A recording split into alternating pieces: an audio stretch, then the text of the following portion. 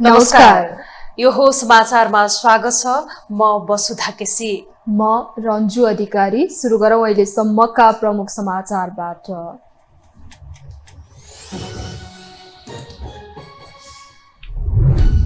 चीन भ्रमणमा रहेका प्रधानमन्त्री भेटघाटमा व्यस्त। चिनिया उद्योगीलाई ढुक्क भएर लगानी गर्न आग्रह। इन्डो पेसिफिक सम्मेलनमा भाग लिन प्रधान सेनापति भारतमा।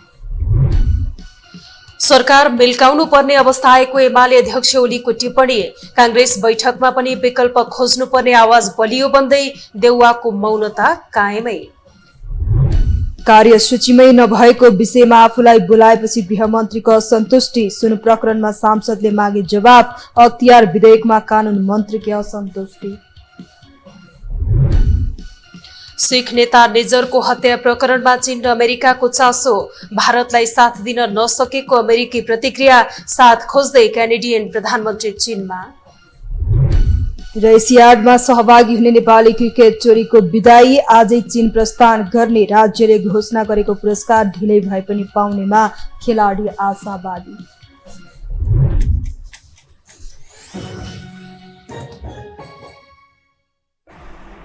अब समाचार विस्तारमा।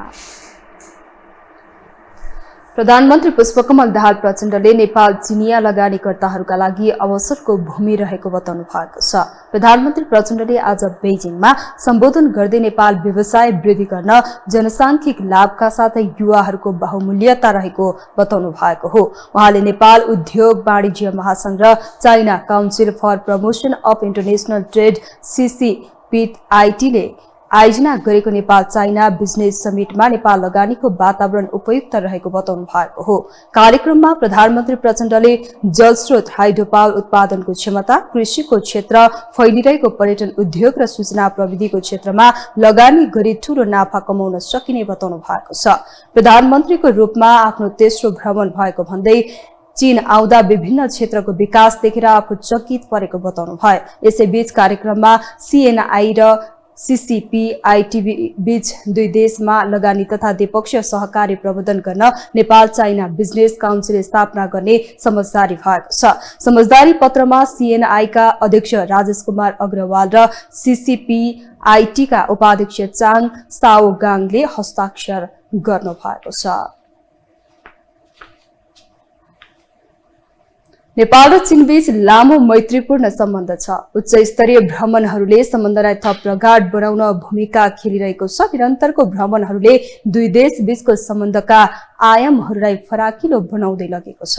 एक रिपोर्ट। केही समय अघि चिनिया कम्युनिस्ट पार्टी CPC का पोलिट ब्युरो सदस्यको नेतृत्वमा एक टोली नेपाल भ्रमणमा आयो। उक्त टोलीले नेपाल भ्रमण गरेको केही समयमै प्रधानमन्त्री पुष्पकमल दाहाल प्रचण्ड नेतृत्वको उच्च स्तरीय टोली चीन भ्रमणमा छ। उपप्रधानमन्त्रीलाई नै विमानस्थलमा स्वागत गर्न पठाएर चीनले नेपाललाई कति महत्त्व दिएको छ भन्ने सन्देश प्रवाह गरेको छ। चीन नेपालमा मित्र शक्तिको खोजीमा रहेको कारण पनि महत्त्व दिएको विश्लेषण हुन थालेको छ। आफूलाई महान क्रान्तिकारी भनेर भन्नुहुन्छ। फेरि चीन भनेको त अब फेरि हैन आफ्नो अब अत्यन्त सैद्धान्तिक रूपमा आफ्नो धेरै ठुलो भावनात्मक रूपमा जोडिएको देश महाको उहाँहरूको एकदम पोलिटिकल पिलग्रिमेज हैन राजनीतिक धार्मिक यात्रा चाइनिजहरु चिनियाहरूको लागि पनि हो हाम्रो महान नेताको नाम पार्टी खोला चिनियाहरूले भन्ने पनि होला। उहाँलाई पनि अब बल्ल आफ्नो भावनात्मक रूपमा सैद्धान्तिक भावनात्मक रूपमा नजिक भएको देशसँग पुगे भन्ने होला रमाइलो उहाँले भित्री। विश्वको उदाउँदो शक्ति राष्ट्र चीनसँग नेपालको सम्बन्ध तथा मित्रता ऐतिहासिक छ। नेपाल र चीन बीच उल्लेखनीय ठूला समस्या देखिँदैनन्। नेपाल र चीनको सम्बन्ध आपसी सौहार्द, सम्मान, भाइचारा तथा पञ्चशीलको सिद्धान्तमा आधारित भएको दुवै पक्ष बताउँछन्। चिनिया राष्ट्रपति सी जिनपिङले सहअस्तित्वको आधारमा सहयोग सहकार्य निरन्तर जारी रहने बताएबाट चीनले नेपाललाई कति महत्त्व दिएको छ भन्ने बुझाउँछ। नेपालले पनि एक चीनको नीति लिएर चीनलाई ठूलो गुण लगाएको छ। हाम्रा नेताहरूले आफ्नो क्रेडिबिलिटी इस्टाब्लिश गर्नु पर्यो। जो चीज गर्न सकिन्छ त्यो चीज बोल्नु पर्यो नम्बर 1। जो चीज लागू गर्न सकिन्छ त्यसको एग्रिमेन्ट गर्नु पर्यो नम्बर 2। र थर्ड कुरा चाहिँ नेपालमा राजनीतिक स्थायित्व हुने, विश्वासको सम्बन्ध नेपाल र त्यहाँका नेतृत्व वर्गको विश्वासको सम्बन्ध नम्बर 1 फन्डामेन्टल। नेपालमा चाहे जुनसुकै सरकार बनुन्, तिब्बत, ताइवान, हङकङ, मकाउ सहितको एक चीन नीतिलाई कहिल्यै छाडेको छैन। अर्कोतर्फ हालै नेपालको राजनैतिक नक्सामा भएको कालापानी, लिपुलेक, लिम्पियाधुरा सहितको नक्साबारे चीनले अनभिज्ञता प्रकट गरेर विवादित नक्सा जारी गर्यो। हुन त नयाँ नक्साबारे कूटनीतिक निकायमा पत्राचार नगरिएको तथ्य परराष्ट्र मन्त्रालयले केही दिनअघि सार्वजनिक गरेको थियो। प्रधानमन्त्री प्रचण्डले चीन भ्रमणमा यो विषय कसरी उठाउँछन् भन्ने पनि आम चासो छ। अब अहिले चीनले जुन प्रकारले नयाँ नक्सा बनाएको छ भारतको विरुद्धमा, भारतले पनि त कुनै त्यस्तो ठुलो प्रोटेस्ट गरेको त देखिँदैन। हो, मौखिक रूपले एउटा विरोध पत्र गर्यो भन्ने सुनेका छौँ हामीहरूले, तर त्यो पनि अब बिस्तारै के हुन्छ, यो कहिले पनि नटुङ्गिने भू राजनीतिक परिवेश जस्तो, किनभने यसलाई नै भू राजनीतिक भनिन्छ। नेपाल, चीन र भारतको बिचमा पनि त्यो सीमारेखा अझै पनि स्पष्ट भएको छैन। उनीहरूको अझै पनि झगडा भइरहन्छ बेला बेलामा, है। नेपालको पनि दक्षिणी पिलर र उत्तरी पिलरहरूको पनि समस्या भइरहेछ। नेपालका कतिपय महत्त्वपूर्ण परियोजना र पूर्वाधार विकासमा उत्तरी छिमेकीको योगदान निकै महत्त्वपूर्ण रहिआएको छ। नेपालको विश्वका कुनै पनि मुलुकसँग शत्रुतापूर्ण सम्बन्ध छैन। पञ्चशीलको आधारमा नेपालको परराष्ट्र नीतिले अवलम्बन गरेको छ। आर्थिक तथा सामाजिक विकासमा नेपालले चीनबाट सहयोगको अपेक्षा गरेको छ। चीन नेपाली भूमिबाट आफ्नो क्षेत्रमा कुनै अवांछित गतिविधि नहोस् भन्नेमा सचेत देखिन्छ। नेपाल र चीन बीच विगतमा भएका कतिपय सम्झौता कार्यान्वयन नभएको तितो यथार्थ पनि छ। ती सम्झौता कार्यान्वयनको सुनिश्चितता र दुवै देशको हितमा थप समझदारी निर्माण गरेर सम्बन्धलाई नयाँ उचाइमा पुर्याउन जरुरी छ। यो हो टेलिभिजनका लागि पासाङ शेर्पाको रिपोर्ट। प्रधान सेनापति प्रभुराम शर्मा भारतको नयाँ दिल्ली जानु भएको छ। प्रधान सेनापति शर्मा 13औं इन्डो पेसिफिक सम्मेलनमा सहभागी हुन भारतको नयाँ दिल्ली जानु भएको हो। प्रधान सेनापतिको अनुपस्थितिमा सरोज प्रताप राणाले कायम मुकायम प्रधान सेनापतिको कार्यभार सम्हाल्नुहुनेछ। नेपाली सेनाले सम्मेलनमा नेपालको नियमित सहभागिता रहँदै आएको थियो। यसपटकको सहभागिता त्यसैको निरन्तरता भएको बताइएको छ। सम्मेलनमा 35 मुलुकका सैन्य प्रतिनिधि मण्डल सहभागी हुनेछन् भने नेपाल सहित 15 देशका सेनापतिहरू सहभागी हुनेछन्।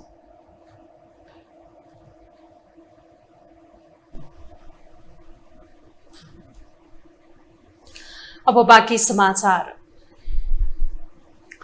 नेकपा एमालेका अध्यक्ष केपी शर्मा ओलीले अहिलेको सरकार जसरी भए पनि हटाउनु पर्ने बताउनु भएको छ।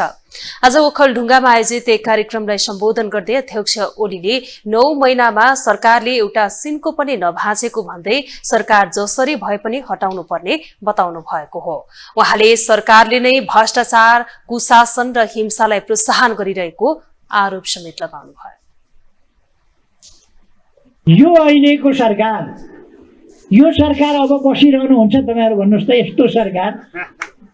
यस्तो सरकार बसिरहनुहुन्छ, राख्नुहुन्छ। अब तपाई हामी नेपाली जनताले यो सरकार जुनसुकै तरिकाले भए पनि यसलाई टिपेर मिल्गाउनु पर्ने अवस्था आइसक्यो।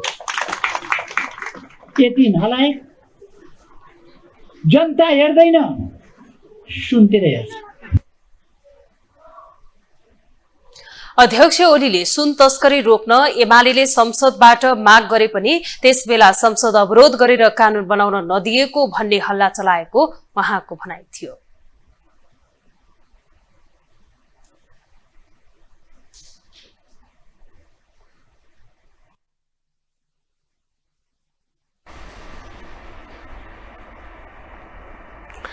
समसामयिक विषयमा जवाफ दिनबाट सकेसम्म पन्छने मन्त्रीहरूको रोग पुरानै हो। आइतबारको राज्य व्यवस्था तथा सुशासन समितिमा पनि गृहमन्त्री नारायण काजी श्रेष्ठलाई सांसदहरूले आकस्मिक रूपमा बोलाएर सभापतिलाई भने नबोलाएर बैठक चल्न नदिएको सम्मको चेतावनी पनि दिए। अन्ततः जसोतसो समितिमा पुगेका गृहमन्त्री आफूलाई असम्बन्धित छलफलमा बोलाइएको भन्दै आक्रोशित नै बने। एक रिपोर्ट। राज्यका निकायहरूले नै एक अर्कालाई नटेर्ने अवस्था आए के होला? यही अवस्था आइतबार बिहान बसेको राज्य व्यवस्था तथा सुशासन समितिको बैठकमा देखियो। बैठकमा अख्तियार दुरुपयोग अनुसन्धान आयोग ऐन 2048लाई संशोधन गर्न बनेको विधेयक सम्बन्धमा छलफल गर्ने कार्यसूची राखिएको थियो। तर रोचक के देखियो भने बहालबाला गृहमन्त्री नारायण काजी श्रेष्ठ नै असम्बन्धित विषयमा समितिले 81 बोलाएको भन्दै झोक्किँदै बैठकमा पुगे। सबै यसै आएको बेलामा प्रश्न गर्ने हो भने संसदमा जस्तै गृहमन्त्रीसँग प्रश्नोत्तर कार्यक्रम राख्दिनु न, समितिमा आइहाल्छु नि। अनि कुनै एउटा लोकतन्त्रको मूल्य मान्यता त हुन्छ नि त। मन्त्री भएको कारणले गर्दाखेरि उठ आइज त कहाँ छस् भन्नु हुन्छ। यद्यपि यो अवस्थाको सत्यता भने अर्कै थियो। गृहमन्त्री श्रेष्ठलाई अख्तियार ऐनबारे जवाफ दिन भने बोलाइएको थिएन। त्यसबारे जवाफ दिन त कानून मन्त्री धनराज गुरुङ र सञ्चार तथा सूचना प्रविधि मन्त्री रेखा शर्मा पनि बैठकमै उपस्थित थिए। तर केही सांसदले नेपालमा पछिल्लो समय बहुजातीय र बहुसांस्कृतिक एकतामा खलल पार्ने खालका क्रियाकलाप बढेको र सरकारको सुशासन अभियानबारे जवाफ खोज्ने तयारी गरेका थिए। अन्यथा गृहमन्त्री नआए बैठक नै चल्न नदिने चेतावनी दिएपछि समिति सभापति रामहरि खतिवडाले आकस्मिक रूपमा मन्त्री श्रेष्ठलाई समितिमा बोलाएका थिए।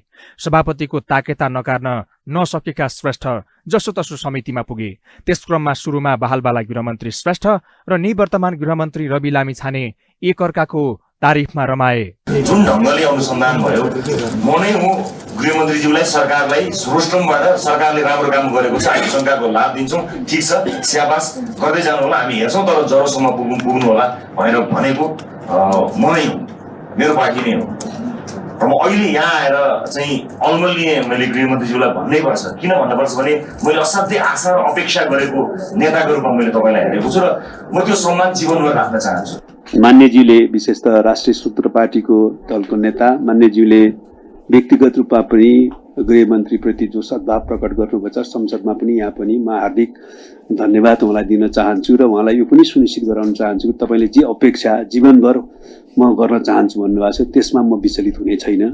तर लगत्तै उनीहरूबीच नोकझोकको अवस्था बन्यो। लामिछानेले सुन तस्करी प्रकरणमा संदिग्धहरूलाई गृहमन्त्रीले सुनपानी छर्किएको आरोप लगाएपछि गृहमन्त्री श्रेष्ठले अनुसन्धानमा कुनै हस्तक्षेप नगरेको जवाब फर्काए। मलाई दुःख लागेको छ सत्तारूढ दलका नेताहरूको नाम आउने बित्तिकै जुन ढङ्गले त्यो अनुसन्धान त बम होला भने सोधेको त पटाका पनि भएन, सलाइको काँटी जति पनि पड्किएन। किनभने जति पनि नामहरू आए उनीहरूले आफूले प्रयोग गर्ने फोन दिएनन्, अर्को फोन दिए भन्ने कुरा सार्वजनिक भएको छ। प्रहरी केही गर्न चाहन्छ, राजनीतिक हस्तक्षेप भयो के भयो भने मिडियाको सहारा लिएर मिडियामा गएर मिडिया ट्रायल गरेर इन्फर्मेसन लिक गर्नुपर्ने बाध्यतामा पुगेको छ।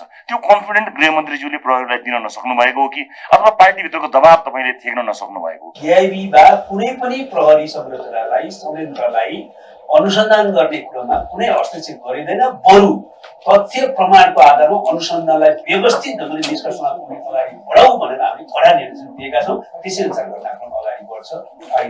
त्यसो त प्रधानमन्त्री पुष्पकमल दाहाल प्रचण्ड, कंग्रेस सभापति शेरबहादुर देउबा र एमाले अध्यक्ष केपी शर्मा ओलीको बैठकमै समेत जङ्गिने नारायण काजीको लचकतासँगै आक्रामकता पनि देखिन्छ। देउबा र प्रचण्डकै पेलानमा रहेका गृहमन्त्री कहिले मेयर बालेन शाहको सहयोग खोज्छन् त कहिले नयाँ भनिएका दलहरूको सत्ता सञ्चालनको कठिनाइलाई आफ्नो ज्यान खतरामा रहेको पनि भन्न पछि नपर्ने नारायण काजी क्षणभरमै समितिमै हाँसी मजाकमा पनि उत्रिए। सुशासनलाई प्रमुख एजेन्डा बनाएको सरकारको समसामयिक विषयमा जवाफ दिन डराउने रोग पुरानै हो। सोझो औँलाले घिउ आउँदैन भन्ने बुझेका सांसदहरूले गृहमन्त्रीसँग जवाफ माग्ने कार्यसूची नै नराखी आकस्मिक रूपमा बोलाएको हुन सक्ने बुझ्न पनि कठिन छैन।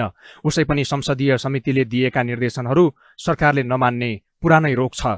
त्यसमाथि समितिमा बोलाउँदैमा रिसाउने गृहमन्त्री र मन्त्री चाहियो भन्नासाथ आजै खाउँ जलिमरी जाउँ भने जस्तो गर्ने सभापतिको ताकेताले सरकारकै निकायहरू एकले अर्कोलाई टेर्न खोज्दैनन् भन्ने स्पष्ट छ। त्यसमाथि समितिले बोलाउँदैमा अपमानित भएको महसुस गरिहाल्ने बहालबाला गृहमन्त्री र समितिमा बचपना शैली देखाइहाल्ने सांसदहरूका कारण संसदीय समितिमाथि उठ्दै आएको प्रश्नहरूलाई थप पेचिलो बनाउन मद्दत पुगेको छ। यो हो टेलिभिजनका लागि धर्मराज भट्ट, काठमाडौँ।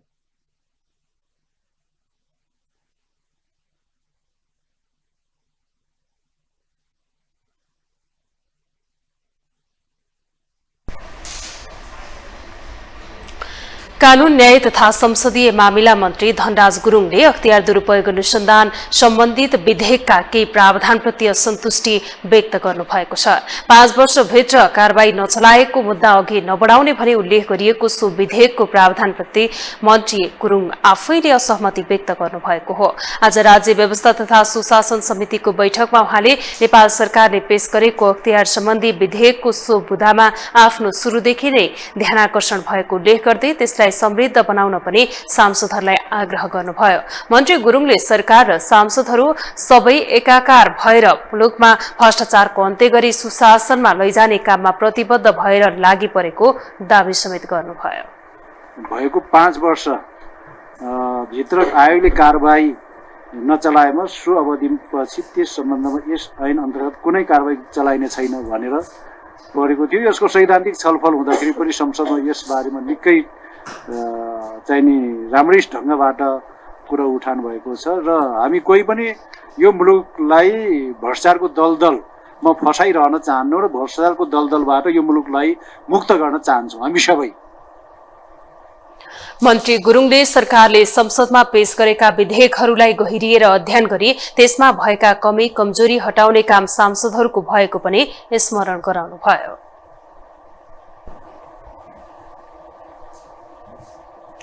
हामीसँग समाचार बाँकी नै छन्, अहिलेलाई विश्राम।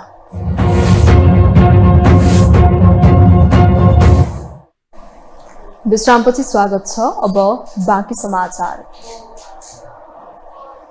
वर्तमान सरकारको विकल्प खोज्नुपर्ने पक्षमा कंग्रेसमा हावी हुन थालेको छ। यसै पनि केन्द्रमा बढ्दो टकराव, लुम्बिनीमा देखिएको सरकार र कोशीमा माओवादी विहीन सरकार निर्माणको प्रयासका बीच वैकल्पिक समीकरणको चर्चा छ। यही बीचमा केन्द्रीय समिति बैठकमै सरकार गिराउने कि जोगाउने बारे आधिकारिक धारणा माग भएपछि सरकारको आयु बारे प्रश्न अझ पेचिलो बनेको हो। एक रिपोर्ट। आफ्ना नेताहरू धमाधम अनुसन्धानको दायरामा तानिँदा माओवादी केन्द्रका नेताहरूले भने उन्मुक्ति पाइरहँदा कांग्रेसभित्र असन्तुष्टि मात्रै बढेको छैन, सत्ता समीकरणको फेरबदलको आवाज नै बुलन्द बन्दै गएको छ। सभापति शेरबहादुर देउवा पक्षकै नेताहरूले बालकृष्ण खाँड पक्राउको विषयलाई लिएर गएको केन्द्रीय समिति बैठकमै गृहमन्त्रीको राजीनामा माग्दा माओवादीले सीमा नागेकोमा कांग्रेस नेताहरू एक ठाउँमा छन्। यद्यपि त्यतिन्जेल गुटको रस्साकसीले सरकारमाथि प्रश्न उठाउने ठाउँ नभए पनि डाक्टर शेखर कोइरालाका दायाँ हात सुनिल शर्मा नै पक्राउ परेको विषयले दुवै गुट झस्कियो। यही बीचमा नक्कली भुटानी शरणार्थी प्रकरणमा पुनः जारी लिएको विषयमा गृहमन्त्रीको देउवाले सातो नै लिँदा कोइराला समेत सार्वजनिक मञ्चहरूमा यो सरकारलाई बोक्न नसक्ने बताउँदै आएका छन्। जहाँ लुम्बिनी प्रदेशमा समेत सकस बढेको छ भने कोशीमा समेत मध्यावधि रोक्नुपर्ने बाध्यता रहेको कांग्रेस सरकार निर्माणमा सहयोगी बन्नै पर्ने अवस्थामा छ, जसलाई पर्खेर बसेको एमाले पनि कोशीबाटै माओवादी विहीन सरकारको सपना देखिरहेको छ। यो अहिलेको सरकार, यो सरकार अब बसिरहनुहुन्छ तपाईहरु भन्नुस् त, यस्तो सरकार बसिरहनुहुन्छ, राख्नुहुन्छ। अब तपाई हामी नेपाली जनताले यो सरकार जुनसुकै तरिकाले भए पनि यसलाई टिपेर मिल्गाउनु पर्ने अवस्था आइसक्यो।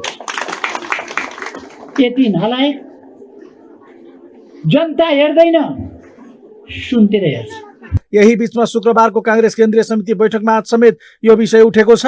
बोल्ने अधिकांश केन्द्रीय सदस्यले देशमा मौलाएको अराजकता र शान्ति सुरक्षा तथा सुशासनमा सरकारले देखाएको मौनतालाई दरोसँग उठाएका छन्। जहाँ बैठकमा धारणा राख्दै कोइराला पक्षका नेता डाक्टर गोविन्द पोखरेलले कांग्रेस सरकारमा जानु राम्रो संकेत नदेखिएको बताएका छन्। कांग्रेस सरकारमा रहँदा पनि शेयर बजार सुध्रन नसक्नु राम्रो संकेत नरहेको उनको भनाइ रहँदा देउवा पक्षीय नेता लक्ष्मी खतिवड़ाले वर्तमान सरकार जोगाउने कि भत्काउने भन्ने विषयमा कांग्रेसको आधिकारिक धारणा नै माग गरेकी छन्। यसरी सरकार सञ्चालनमा देखिएको अन्यलतामा कांग्रेसले किता प्रश्न गर्नुपर्ने विषय दरबन्दा देउवामाथि दबाव बढेको छ।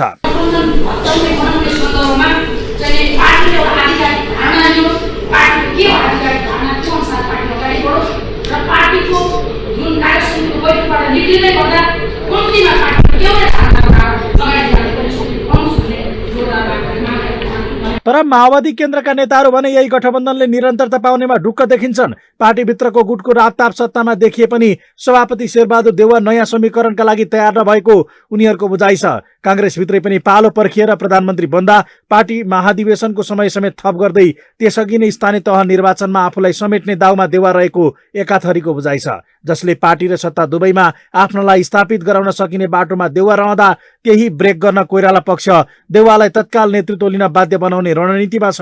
तर त्यसका लागि समेत अस्थिरताको ट्यागबाट बच्नुपर्ने अवस्थामा सरकारमाथि प्रश्न उठाएका कांग्रेस नेताहरू रहँदा माओवादी नेता दिननाथ शर्मा देउवा नेतृत्वका लागि तयार नहुनु र कांग्रेसमा संसदीय दलको नेता फेर्न नसक्ने अवस्था हुनुले नै सरकारको स्थायित्वको ग्यारेन्टी गरेको बताउँछन्। कांग्रेसभित्र शेरबहादुर देउवालाई संसदीय दलको नेताबाट हटाएर एमालेसँग गठबन्धन गरेर अर्को चाहिने के अरे सरकार बनेर प्रधानमन्त्री बन्ने भन्ने त्यस्तो किसिमको चाहिने सपना देख्ने साथीहरू पनि हुनु होला, त्यो त आफ्नो आफ्नो ठाउँमा सपना देख्न पाइयो। 5 वर्ष यो चाहिँ गठबन्धनमा घुलपुत्लो लाग्दैन। सरकार बदलिनु र गठबन्धन भत्किनु भनेको दुईटा चिज हो। सल्लाहले सहमतिको आधारमा सरकारमा परिवर्तन हुन्छ, त्यो आफ्नो ठाउँमा होला। यदि चाहिँ भयो भने हुन त चौथर्पी च्यापिएको सरकारबाट प्रधानमन्त्री पुष्पकमल दाहाल आफै हट्ने अवस्थाको पर्खाइमा देवा रहेको एकाथरीको विश्लेषण छ, जसका लागि उठिरहेको नेतृत्व परिवर्तनको बहसलाई तात्न दिने र प्रचण्डकै समर्थनमा नेतृत्वमा जाने देउवाले इतर पक्षलाई विश्वस्त पारेको गाईगुई नै चल्न थालेको छ। अहिले सरकारबारे काङ्ग्रेसमा देखिएको दबाव र देउवाको मौनताले समेत यो आशंकालाई बल पुर्याउँदा प्रचण्ड कहिले वाक्क हुन्छन् त्यो हेर्न भने केही समय कुर्नै पर्ने हुन्छ।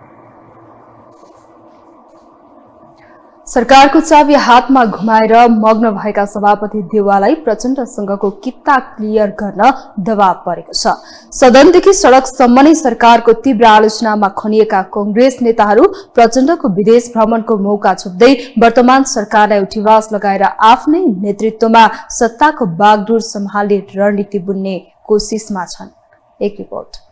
सबैभन्दा ठूलो दल नेपाली कांग्रेसको केन्द्रीय कार्य समिति बैठक 3 दिनदेखि पार्टी कार्यालय सानेपामा जारी छ। उक्त बैठकमा सरकारको नेतृत्व गरिरहेका माओवादी केन्द्रका अध्यक्ष पुष्पकमल दाहालसँग किता क्लियर गर्न कांग्रेसी नेताहरूले सभापति शेरबहादुर देउवालाई निरन्तर दबाब दिइरहेका छन्।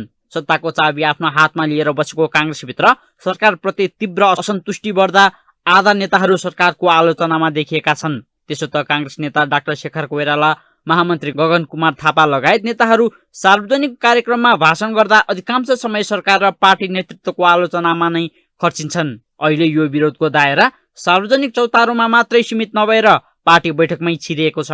प्रधानमन्त्री समेत रहेका प्रचण्ड उता अन्तर्राष्ट्रिय सम्बन्ध सुधारका क्रममा रहँदै गर्दा यता भने भएकै सम्बन्धमा पनि तुस पैदा भएको छ। प्रचण्ड विदेश भ्रमणबाट त्रिभुवन अन्तर्राष्ट्रिय विमानस्थलमा उत्रने बित्तिकै सत्ता खुस्काउनु पर्ने सम्मको चर्चा कांग्रेस बैठकमा चलेको छ। मूलत यो कांग्रेसका लागि फलदायी भए पनि माओवादीका लागि दुःखद हो। धेरै रापताप र दबाब खेपेर देउवाको इशारामा सत्ता जोगाएका प्रचण्डको कुर्सी विदेशीयसँगै धर्मर भएको छ। काम गर्न नसक्ने हो भने सत्तामा टिकिरहनु उचित नहुने निष्कर्ष कांग्रेस नेताहरूको छ। केन्द्रीय सदस्य प्रदीप पौडेलले सरकारमा रहेका कांग्रेसका मन्त्रीहरूले राम्रो काम गरेका छन् भनेर भन्न सक्ने स्थिति नरहेको तर्क गर्छन्। गठबन्धन जोगाउनु मात्रै उपलब्धि होइन, गठबन्धन गरेर सरकारमा गएपछि सरकारमा बसेर पार्टीलाई लोकप्रिय बनाउने गरी काम गर्नु पर्यो। म सभापति छु, हाम्रो साथीहरू मन्त्रीमण्डलमा हुनुहुन्छ, कुनै पनि साथीले राम्रो काम गरेर देशभरि मैले भाषण गर्न पाइनँ। मेरो साथी मन्त्री भएको कारणले यस्तो उपलब्धि भयो भनेर नेपाली कांग्रेसका कुनै पनि साथीले भन्न पाएको स्थिति छैन। त्यसैले सरकारमा बसिरहनु मात्रै पनि उपलब्धि होइन। सभापति देउवा र मन्त्रीमण्डलमा सामेल बाहेक अधिकांश कांग्रेस नेताहरूले प्रचण्ड बोकेपछि पार्टी नै बदनाम भएको टिप्पणी गर्न थालेका छन्। जनतामा देखिएको निराशा सरकारले सम्बोधन गर्न नसक्दा सरकारको अपजस कांग्रेसले पनि पाउने भएकोले विकल्प खोज्नु पर्नेमा उनीहरूको जोड छ। डाक्टर चन्द्रमोहन यादवले प्रचण्डको अभिव्यक्तिले जातीय हिंसा भड्काएको भन्दै आपत्ति जनाएका छन्। अर्का केन्द्रीय सदस्य गुरु बरालले कांग्रेसकै सहारामा बनेको सरकार भए पनि शान्ति सुरक्षाको मामलामा अवस्था जर्जर बनेको भन्दै सरकारप्रति रोष प्रकट गरेका छन्। राजीव ढुङ्गानाले पनि सरकारको कामको समीक्षा गर्न आवश्यक रहेको बताएका छन्। कांग्रेस इतर समूह प्रचण्ड सरकारलाई सत्ताबाट ओह्रालेर आफ्नै नेतृत्वमा सरकार चलाउने रणनीतिमा छ। अहिलेको सरकारले नराम्रो काम, अर्को अहिलेको सरकारले न आन्तरिक रूपमा आर्थिक अवस्था सुधार्न सक्यो, न सामाजिक सद्भाव जुन खलबलिएको छ, जातीय युद्ध धार्मिक युद्ध जुन हुन देखिएको छ नेपालमा, त्यसलाई कन्ट्रोल गर्न सक्ने, बरु त्यसमा ऊर्जा थप्यो। भ्रष्टाचारको जुन एउटा सुशासन कायम गर्ने सुरु गर्थ्यो त्यसलाई पनि तुहायो बेचमा। अब यसले गर्दाखेरि नेपाली कांग्रेसको पनि बदनाम हुने भयो र देश पनि मडखारोमा चाहिँ जाने भयो, देश पनि अप्ठ्यारो अवस्थामा पर्ने भयो। त्यो रोक्नलाई अहिलेको नेतृत्व चाहिँ परिवर्तन गर्नै पर्छ। यही गठबन्धनमा पनि नेपाली कांग्रेसले सरकारको नेतृत्व लिनुपर्छ। नेताहरू प्रचण्डलाई छोड्नु पर्यो भन्दै सदन र पार्टी बैठकमा नै सरकारको धज्जी उडाएर आलोचनामा छन्। तर देउबा भने काग कराउँदै गर्छ पिना सुक्दै जान्छ भने चाहिँ तोलाको जिब्रो फड्काउनु भन्दा धार्नीको टाउको हल्लाउनु बेस भन्ने लाइनमा छन्। अर्थात् प्रचण्डलाई सत्ताबाट ओह्राल्ने मनस्थितिमा देउबा छैनन्। फलत देउबा दाहिने हुइन्जेल अरूले जति नै कोको होलो मचाए पनि प्रचण्ड सुरक्षित छन्।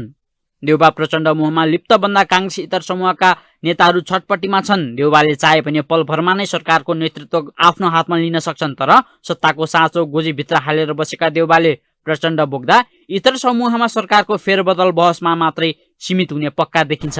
यो हो टेलिभिजनका लागि निरज कोइराला, काठमाडौँ।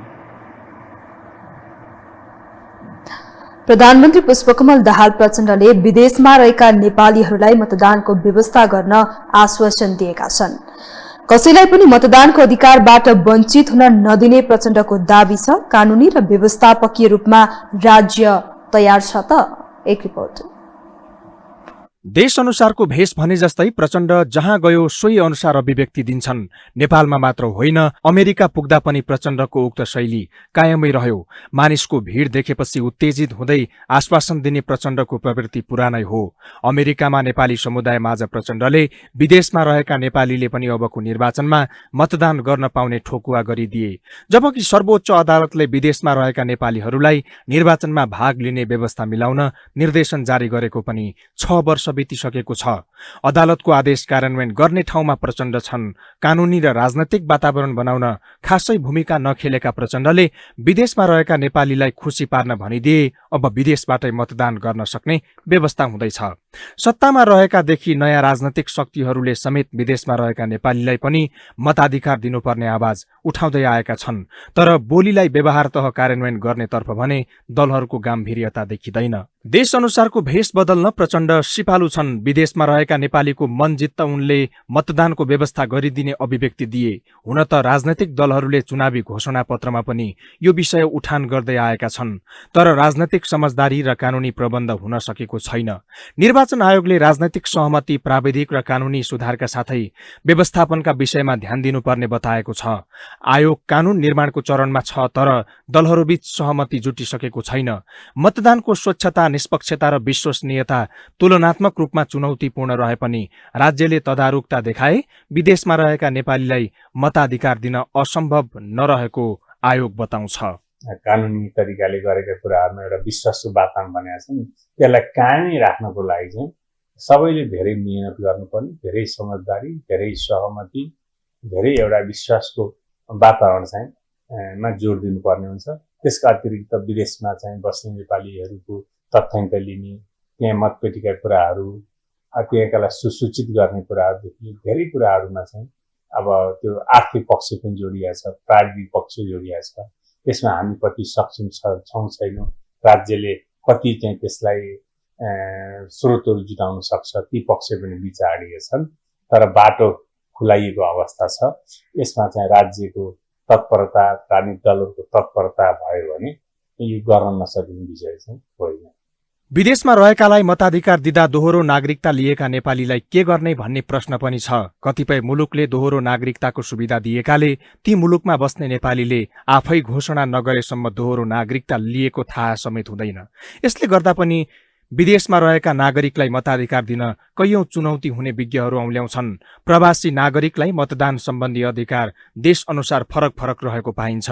युरोपेली देश फ्रान्सले प्रवासी नागरिकलाई मतदानमा असीमित अधिकार दिएको छ भने बेलायत र जर्मनीले आफ्नै किसिमको व्यवस्था अपनाएका छन्। बेलायतले देश छाडेको 15 वर्षसम्म र जर्मनीले 25 वर्षसम्म मताधिकारको व्यवस्था दिएको पाइन्छ। अन्य देशहरूले पनि आफ्नै व्यवस्था गरेका छन्। निर्वाचनमा भाग लिन पाउने अधिकारलाई विश्वव्यापी अधिकारको रूपमा व्याख्या गरे पनि सम्बन्धित देशको निर्वाचित संसदले तत्सम्बन्धी व्यवस्था नगरेसम्म प्रवासीको मताधिकार सुरक्षित हुन सक्दैन।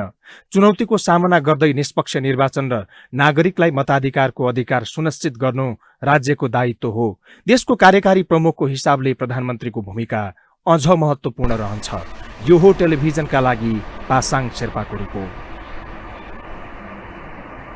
अब बाँकी समाचार।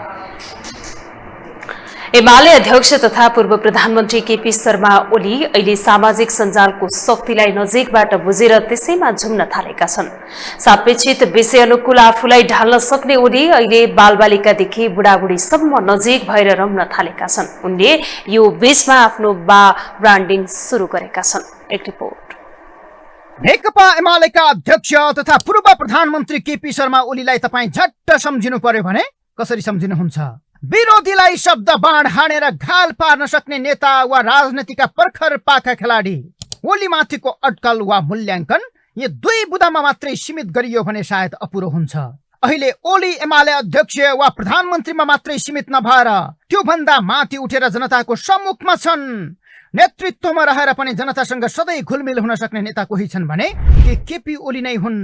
सडकमा मकै पोल्नेको मकै किनिदिएर भुइँ मान्छेसँग जोडिन लालायत हुने मध्येका एक हुन् ओली। त्यही भएर त केपी ओलीसँग नजिकिएर फोटो खिच्न सेलिब्रिटीहरू नै बालकोटसम्म पुग्ने गर्छन्। विरोधीमाथि रुखो बोल्ने वा उचितो काट्ने ओलीका थुप्रै बैगुण होलान्, तर अहिले राजनीतिको पहुँच बाहिर रहेका जनतासँग नजिक हुनुपर्छ भन्ने मनोभावना कसैको मनमा विकास भएको छ भने सायद त्यो ओलीकै हुनुपर्छ।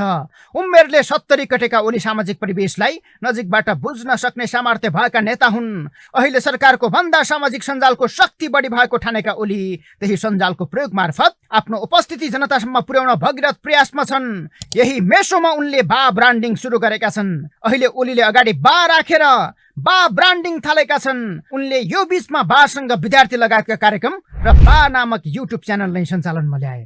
दैनिक औसत 18 घण्टा सक्रिय जीवनशैलीमा रहने ओली पछिल्ला दिनमा सामाजिक सञ्जालमा बढी सक्रिय देखिएका छन्।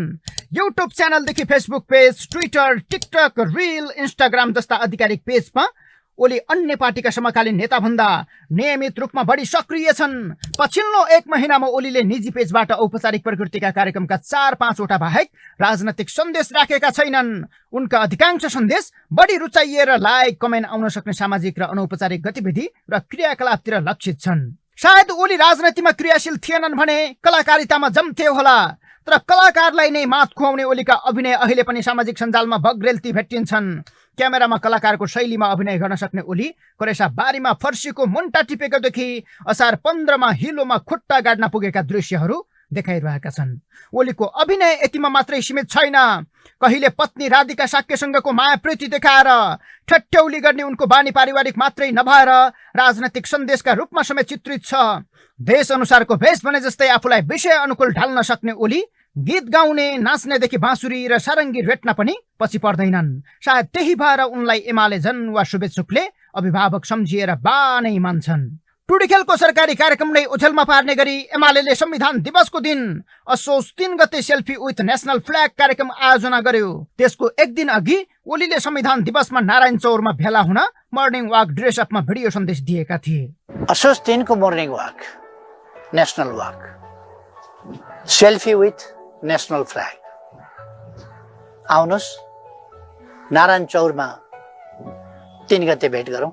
सामाजिक सञ्जाल र ओलीको सक्रियता नितान्त व्यक्तिमा मात्रै निहित छैन। यो एमालेलाई जनतासँग जोडेर बलियो बनाउने सूत्राधार हो, जसमा ओलीले जनजनसम्म आफूलाई पुर्याइरहेका छन्। उनले पार्टीका नेता कार्यकर्तालाई पनि जनतासँग जोडिन उर्दी जारी गरेका छन्। मूलत यो एमालेको निर्वाचन लक्षित मिसन 2084 को अभियान पनि हो। अहिले एमाले लाइक र कमेन्ट हेरेर आफ्नो मतभारको प्रक्षेपण गरिरहेको छ। यसअघि चलेका कलाकार कोमल ओली र करिश्मा मानन्धरलाई समेत बोकेर हिँडेका ओलीको खासै जोर नचलेपछि उनी अहिले कलाकार छोडेर आफ्नै फरक शैलीमा प्रस्तुत भएका छन्। एमाले प्रतिको ओ जनतामा घटेको बुझ्न धेरै कठिन नभए पनि ओली प्रतिको क्रेज अहिलेसम्म पनि कायम छ। केपी ओली सहभागी कार्यक्रममा कुनै एउटा अमुक दलको नेताको रूपमा मात्रै कार्यक्रम सुन्न नआए पनि उनको व्यङ्ग्य र चोटिला शब्दबाण र बेला बेलामा जोडिने उखान टुक्का सुन्न पनि भेट लाग्ने गर्छ। अक्सर नेताको भाषण सुन्ने र दिक्क मान्ने जनता ओलीको भाषणमा भने त्यो महसुस गर्दैनन्। यसले पनि ओलीको क्रेज कायम छ, तर यति गर्दा पनि नयाँ अनुहारका सामु ओली जम्न सकेका छैनन्। रवि, हर्क, बालेनलाई यही सामाजिक सञ्जालको नयाँ फन्डाले स्थापित गराउँदा ओलीले गरेको कुरा जनताले पत्याएका छैनन्। जनतासँग नेतृत्व जोडिनु, जनतालाई पार्टीकै धरातलमा उभ्याउनु, सामाजिक सञ्जालदेखि सडकसम्मै जनतासँग जोड्ने चाहना स्वाभाविक हो, तर नीति र थिति बिर्सिएर प्रमुख दलका नेताहरू नै सस्तो लोकप्रियतामा अल्झिए भने के होला? यसले स्वाभाविक रूपमा प्रश्न उठाएको छ। सभामुख देवराज घिमिरे आयरल्यान्डको भ्रमण सकेर आज स्वदेश फर्कनु भएको छ। आयरल्यान्डको भ्रमण सकेर स्वदेश फर्कनु भएको उहाँले विमानस्थलमा आयोजित पत्रकार सम्मेलनमा भ्रमणका क्रममा आयुर्वेद सदनको माथिल्लो सदन सिनेट एरियनका अध्यक्ष जेरी बर्टइमर र आयरल्यान्डका राष्ट्रपति महामहिम माइकल डी हिगिन्ससँग शिष्टाचार भेट भएको बताउनुभयो। भ्रमणमा नेपाली विद्यार्थीका लागि सहज भिसा तथा छात्रवृत्तिको व्यवस्था, क्यान्सर लगायतका रोगको निदानका लागि आवश्यक उपचार पद्धति, प्रविधि लगायतको सहयोगको विषयमा छलफल भएको समेत बताउनुभयो। सभामुखको टोली भदौ 31 गते आयरल्यान्ड जानु भएको थियो। पूर्व राजा ज्ञानेन्द्र शाहले भक्तपुर स्थित तलेजु मन्दिरको दर्शन गर्नु भएको छ। आज अपराह्न उहाँले तलेजु भवानीको दर्शन गर्नुका साथै भक्तपुर दरबार क्षेत्रको अवलोकन गर्नु भएको हो। भक्तपुरवासीको निमन्त्रणामा दरबार क्षेत्र पुग्नु भएका पूर्व राजा शाहलाई भक्तपुरवासीले भव्य स्वागत गरेका थिए।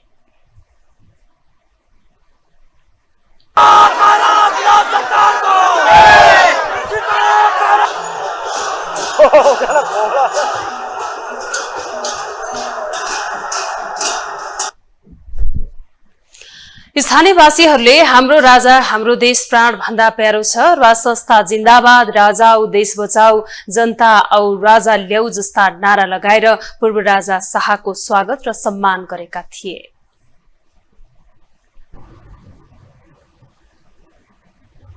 अब पालो आर्थिक समाचारको।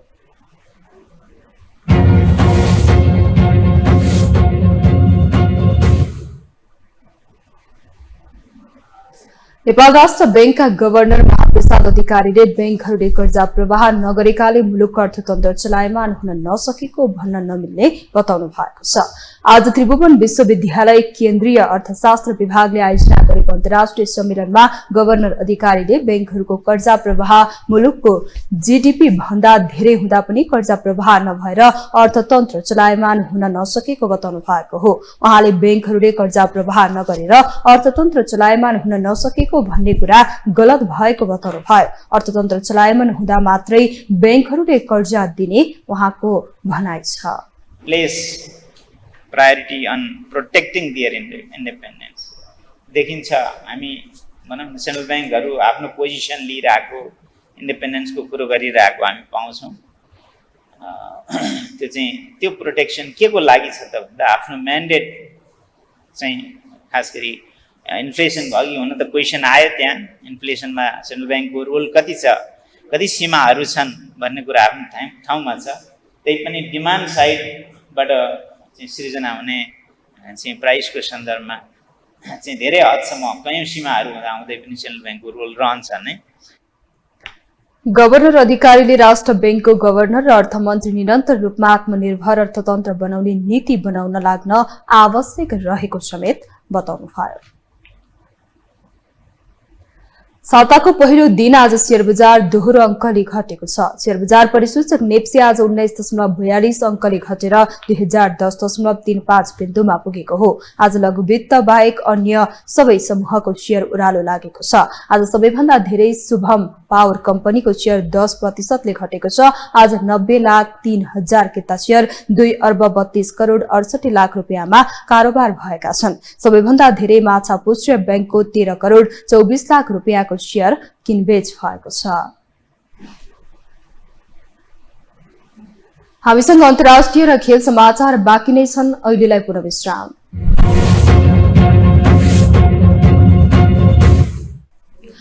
विश्रामपछि स्वागत छ। भोपालो अन्तर्राष्ट्रिय समाचारको।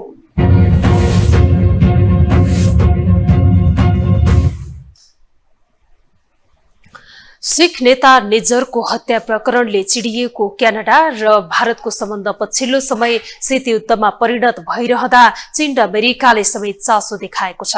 यता चीन पुगेका क्यानाडाका प्रधानमन्त्रीले चिनिया राष्ट्रपतिसँग सहयोग मागेका छन्। हत्याको विषयलाई लिएर दोषारोपणमा उत्रिएको क्यानाडा भारतले आफ्नो महत्वपूर्ण सम्झौतामा समेत प्रतिबन्ध लगाएको छ। एक रिपोर्ट। क्यानाडाको संसदमा प्रधानमन्त्री जस्टिन ट्रुडोले सिख नेता हरदीप सिंह निज्जरको हत्याको पछाडि भारत सरकारको हात रहेको आरोप लगाएपछि दुई देशबीचको सम्बन्धमा तनाव सिर्जना भएको छ। क्यानाडाले निज्जरको हत्यामा संलग्न रहेको आरोपमा एकजना भारतीय कूटनीतिज्ञलाई निष्कासन गरे लगत्तै भारतीय सरकारले पनि उही शैलीमा 24 घण्टामा क्यानाडाका कूटनीतिज्ञलाई निष्कासन गर्यो। त्यसो त यी दुई देशको खटपटको सिलसिला यति मात्रै सीमित रहेन। भारतले क्यानाडाको राजधानी ओटावा स्थित आफ्नो दूतावासबाट जारी गर्दै आएको प्रवेशाज्ञा भिसा सेवा समेत बन्द गर्न लगाएको छ। यो विषयमा संयुक्त राज्य अमेरिकाले समेत चासो देखाएको छ। क्यानाडाको छिमेकी अमेरिकाले यो मुद्दालाई भारतलाई विशेष छुट नहुने भनेपछि यो टकराव थप चुलिने आशंका गरिएको छ। अमेरिकी राष्ट्रिय सुरक्षा सल्लाहकार जेक सुलिभनले यो मुद्दाले अमेरिकालाई चिन्तित बनाएको उल्लेख गर्दै घटनालाई गम्भीरतापूर्वक लिएको बताएको समाचार संस्था रोयटर्सले उल्लेख गरेको छ। यसैबीच अमेरिकी गुप्तचरहरूले निज्जरको हत्यापछि सूचनाहरू क्यानाडा सरकारलाई उपलब्ध गराएको खुलेको बताएको छ। प्रधानमन्त्री ट्रुडोले संसदमा नै निज्जर हत्यामा भारतको हात रहेको अभिव्यक्ति दिएपछि कूटनीतिक वृत्तमा नयाँ तरंग आयो। ट्रुडोले संसदमा बोल्दै G20 शिखर सम्मेलनका लागि भारत गएका बेला निज्जरको हत्याको कुरा भारतीय प्रधानमन्त्री नरेन्द्र मोदीसँग प्रष्ट र गम्भीरताका साथ उठाएको बताए। Canadian security agencies have been actively pursuing credible allegations of a potential link between agents of the government of India and the killing of a Canadian citizen, Hardeep Singh Nijjar. क्यानाडामा सिखहरूको संख्या 8 लाखको हाराहारीमा छ। पन्जाबपछि सबैभन्दा धेरै सिख भएको देश नै क्यानाडा हो। ट्रुडोको मन्त्री परिषदमा पनि सिखहरूको बलियो उपस्थिति छ। ट्रुडोको प्रतिक्रिया लगत्तै त्यहाँका सिख समुदायले भारतसँगको सबै प्रकारका सम्बन्ध तोड्न क्यानाडा सरकारलाई आग्रह गरेका छन्।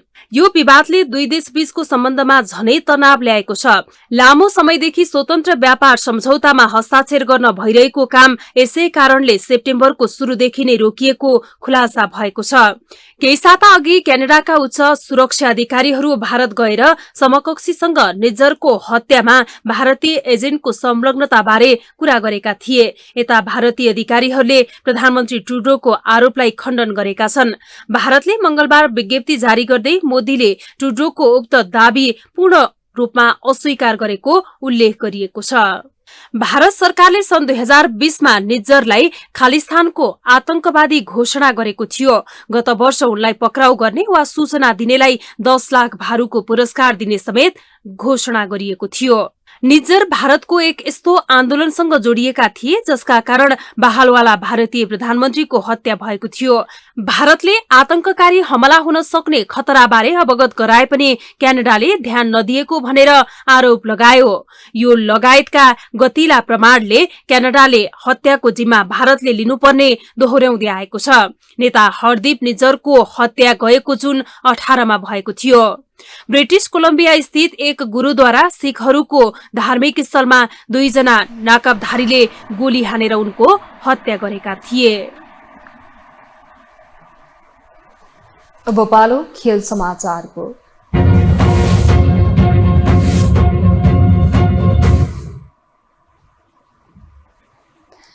19औं एसियाली खेलकुदमा सहभागी हुने नेपाली क्रिकेट टोलीको विदाई गरिएको छ। नेपाल क्रिकेट संघ क्यानका नवनिर्वाचित पदाधिकारीहरूले आज टोलीको विदाई गरेका हुन्। विदाई समारोहमा क्यान अध्यक्ष चतुर बहादुर चन्द र सचिव पारस खड्का उपस्थित थिए।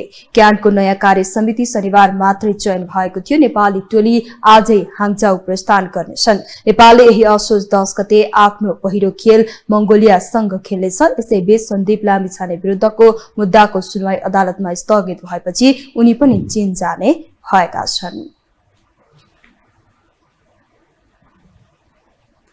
नेपाली राष्ट्रिय क्रिकेट टिमका कप्तान रोहित कुमार पौडेलले सरकारले क्रिकेट खेलाडीहरूलाई घोषणा गरेको पुरस्कार रकम अहिलेसम्म पनि आइ नसकेको बताएका छन्।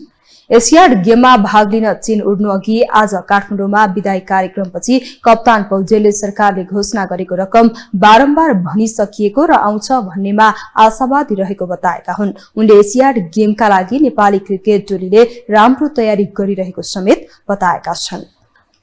प्रिपरेसन वाइज आई थिंक राम्रो भइरहेको प्रिपरेसन एकदम राम्रो भएको छ। Specially last 10 to 3 days camp गरेर चाहिँ आउटडोर गर्न पाइरहेको यो त्यसले गर्दा एकदमै बेनिफिट भयो। आउटडोरमा सेन्ट्रल क्रिकेट युज गर्न पाएँ, म्याचेसहरू खेल्न पाएँ। सो आई थिंक एकदमै युटिलाइज गरेर यो लास्ट 15 डेज। कप्तान पौडेलले एसियन गेम्सलाई लिएर सबैजना एक्साइटेड रहेको बताउँदै आफूहरूको लक्ष्य मेडल जित्ने रहेको बताएका छन्। खेल समाचारसँगै हामी यो समाचारको अन्त्यमा आइपुगेका छौं। बिदा हुनु अघि अहिलेसम्मका प्रमुख समाचार पुनः एकपटक।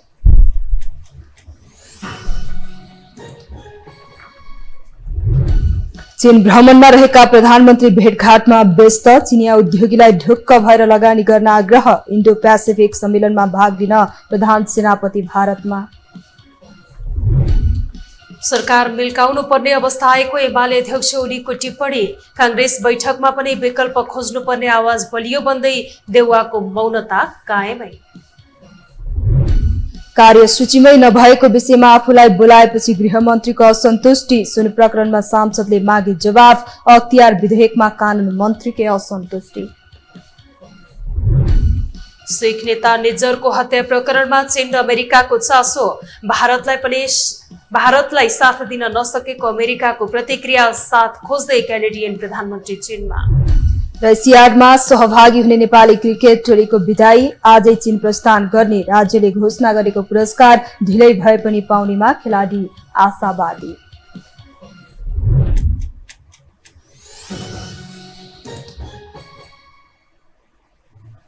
हवस् त यो हो समाचार सकियो। समाचार बुलेटिनका साथै यो हो टेलिभिजनका सम्पूर्ण कार्यक्रम यो हो टेलिभिजन.com, यो हो खबर.com, युट्युब र फेसबुकमा पनि पढ्न र हेर्न सक्नुहुनेछ। मोबाइलमा यो हो टिभी एप डाउनलोड गरी हामीलाई प्रत्यक्ष हेर्न सक्नुहुनेछ। तथ्य सहितको निष्पक्ष समाचार तथा मनोरञ्जनका लागि हेर्दै रहनुहोला यो हो टेलिभिजन। नमस्कार।